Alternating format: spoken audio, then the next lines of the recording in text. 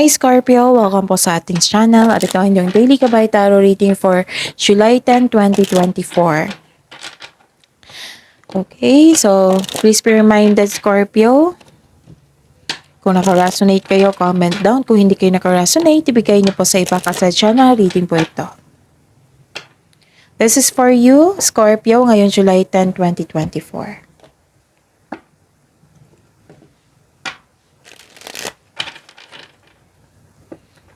Gamitin ang reading na ito bilang gabay lamang. Please like, subscribe, and click bell button for notification para updated po kayo sa daily tarot reading natin. Maraming salamat po.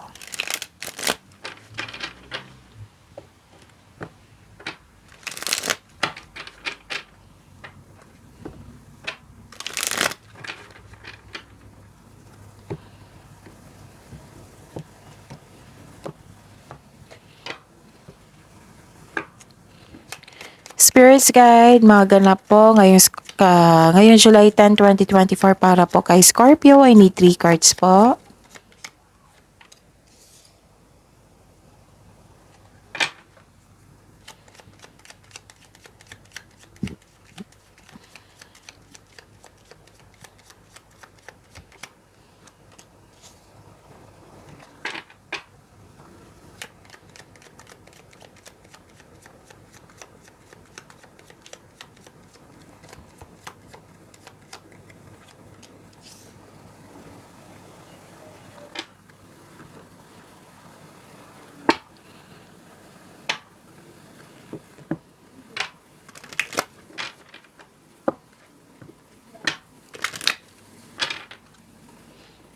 Spirits Guide, mga mensahe po. Mga mensahe para kay Scorpio ngayon July 10, 2024. I need 2 cards po.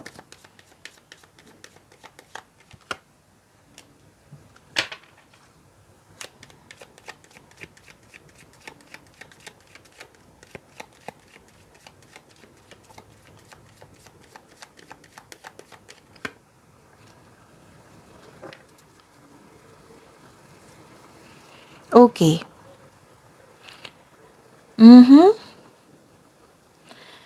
So, how are you, Scorpio? Ngayon, July 10, 2024, may nakita ko ditong concern sa isang tao na matigas ang ulo or sobrang stricto na ayaw makinig. Pwedeng delay ito, pwedeng blockages, boundaries, or nahihirapan, nabibigatan kayo. May nakita ko dito na isang babae na malaki ang influence niya sa araw na ito. Pwedeng nagbigay ito ng peace of mind sa inyo or sakit ng ulo. Tapos, nakita ko dito na may kasama ka, companion. Pwedeng nagkaroon kayo ng bagong kaibigan. Pwedeng na-hire kayo as katiwala. Pwedeng bumili kayo ng pet. Pwedeng humingi kayo ng advice. At binigyan kayo nito. Natuwa ka kasi yung kaibigan mo, nagbigay ito ng loyalty and support sa inyo. Nagbigay ka din ng tiwala sa kanya. Okay? And yon. Ang message po, don't let your past hold you back. Kailangan mong bitawan na yan kasi nangyari na yan eh. Believe in the impossible, believe in miracles. Spirits Guide, ano po ang energy ni Scorpio ngayon July 10, 2024? I need 2 cards po.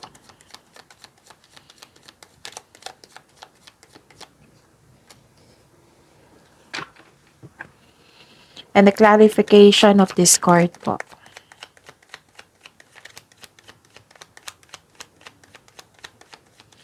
So, meron tayong daily reminder ha. Importante to para hindi kayo malito, maguluhan.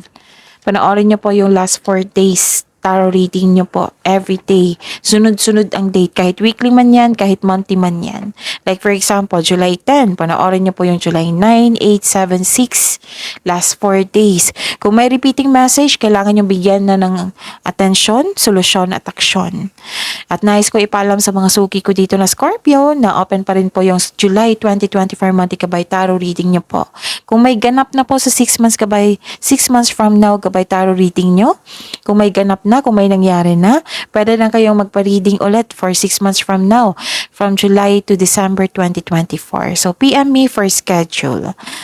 At sa mga bago dito na gusto magpa-personal reading, nakafocus man sa career and money, nakafocus sa anong tawag dito? Sa love life or pwedeng general. Kung nais nyo akong makausap, makontak for inquiry and for booking, comment down link. Again, comment down link. LINK. Para mag-reply ako niyan, mag-reply po ako niyan ng instruction kung paano nyo ako makontak. Okay? Maraming salamat po. May nakita ko ditong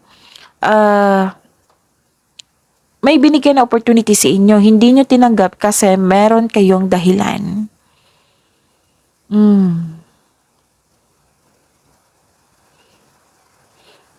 This is also means nagkaroon ng delay eh.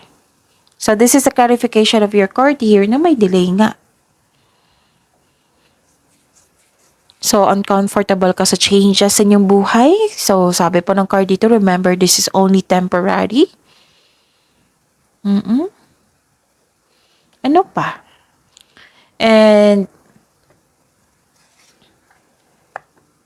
nagkaroon ng hesitation dito eh. Nagkaroon ng self-doubt. Hindi kayo mapakali, mainit ang ulo mo, dahil sa mga nangyari. So, 3 card na po nagsabi dito na may delay. Pwedeng delay sa travel, delay sa inantay mong mensahe, or sa isang tao, or pagkakataon. Tapos, may nakita ko ditong disconnection sa isang tao, which is lumabas din dito. So, 3 card na po nagsabi na may delay. Tapos, may disconnection, 2 card na po nagsabi dito na may disconnection sa isang tao. Delays and misunderstanding are part of our life. Hindi po ito ang sign na mag-give up kayo. Scorpio? Kahit kahit may usapan kayo, oo. Nag-usap na kayo tapos hindi niya sinunod, ganon. Yung sabi niyo, ang tigas talaga ng ulo ng taong to. Oo, Scorpio. Okay. Yun. Mainit ang ulo mo sa kanya kasi hindi siya nakinig eh. So, this is a clarification of your card here talaga. Mag-ingat kayo sa maliligaw nyo ha. Basta, pwedeng hindi maliligaw to. Basta isang tao. Kasi may nakita ko ditong concern sa playboy, playgirl. Pwedeng maka one night stand po ito. So, don't worry. Lahat naman tayo dito at adult. Opo. Mag-ingat sa kanya kasi may masama siyang hangarin. May masama siyang intention sa inyo.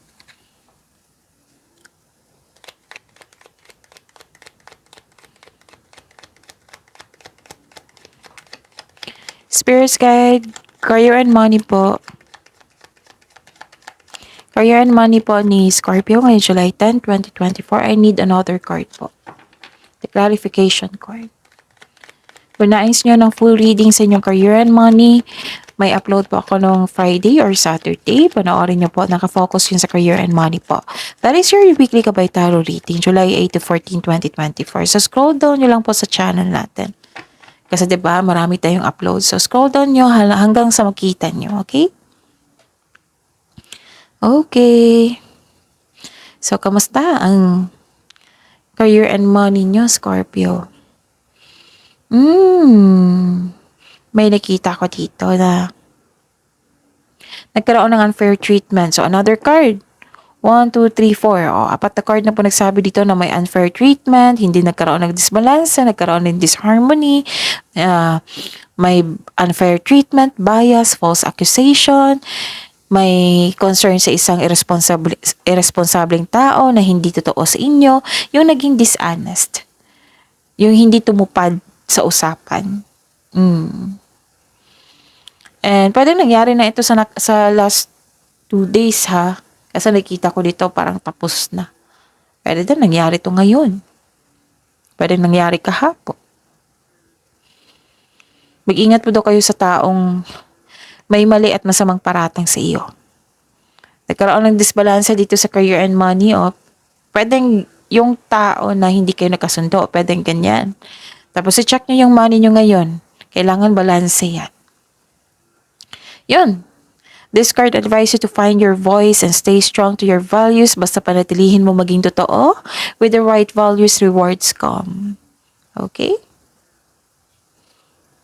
At may nakita ko ditong leader ka sa isang team at may supportive ka na co-workers. Some of you. Malaki ang tiwala ng mga tao sa inyong strength and skills. Wow, you are making tremendous dito. You are making tremendous progress in your career or nag-level up ka na sa inyong trabaho, sa inyong posisyon, sa inyong negosyo. Ang ganda. Spirit Guide, Love Life, Self-Love, Partnership, and Romance. And Scorpio ngayon, July 10, 2024. I need 2 cards po.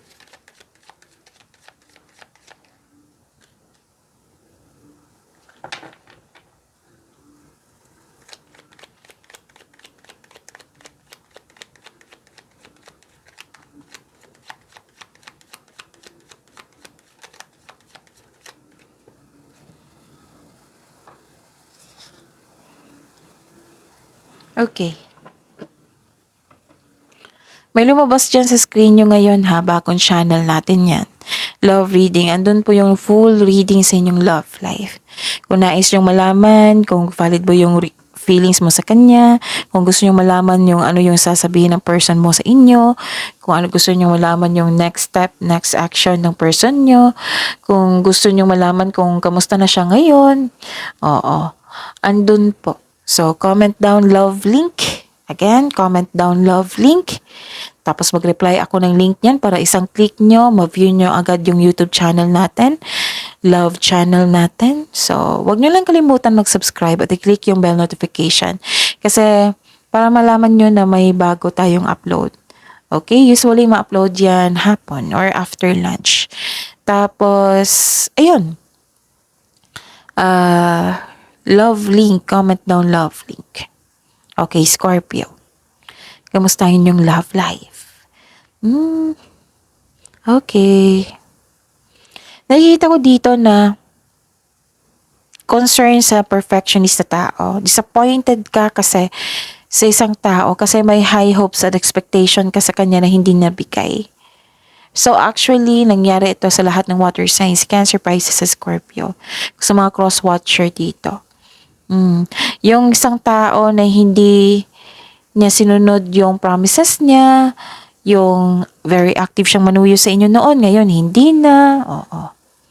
May high hopes at expectation ka sa isang tao na hindi niya nabigay. May tao rin din dito na hiningan mo ng tulong pero tinanggihan ka, hindi siya agad handang magbigay ng tulong sa inyo. Nako, baka may dahilan po. Tapos, nahirapan ka sa magpag-move on dito eh. Pwedeng delay sa pag-uusap, delay sa planos, delay sa travel, lipat bahay. May, yun nga, ilang beses na ha, tatlong card na po nagsabi dito na may usapan kayo pero hindi niya sinunod. Nainis ka. Ngayon nakaramdam ka ng inis. Tapos, sa mga nangyari, nahihirapan ka sa pag-move on. Kaya pala may message dito sa inyo, don't let your past hold you back. Okay? So, yun. Ano pa?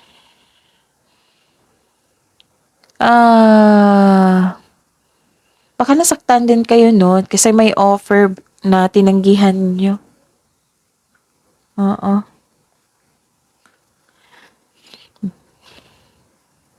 Okay. Nahirapan kayo sa pag-move on. Kaya kailangan yung i-let go yan. Okay? Kailangan yung i-let go para sunod-sunod na yung process patungo sa healing process. So, love yourself more. Take time to breathe. Mag-meditate kayo. Baka nahihirapan kayo eh. Nainis kasi kayo sa isang tao. Tapos, ayun, para magkaroon na ng silver linings pag move on. So, process this, yung inis, yung disappointment, yung doubt. I-process mo yan. Para magkaroon ng pag-let go, embrace mo yan, tapos i-let go nyo, and move forward. Kasi ang pagkapit sa nakaraan, yan yung pumipigil para hindi ka makatanggap ng pagbabago. So, payag ba kayo noon, Scorpio? Di ba? Hindi. So, move on. Okay? You deserve to be happy. So that's it. See you tomorrow, Scorpio. Please like, subscribe, and click bell button for notification para updated po kayo sa daily tarot reading natin. Maraming salamat po.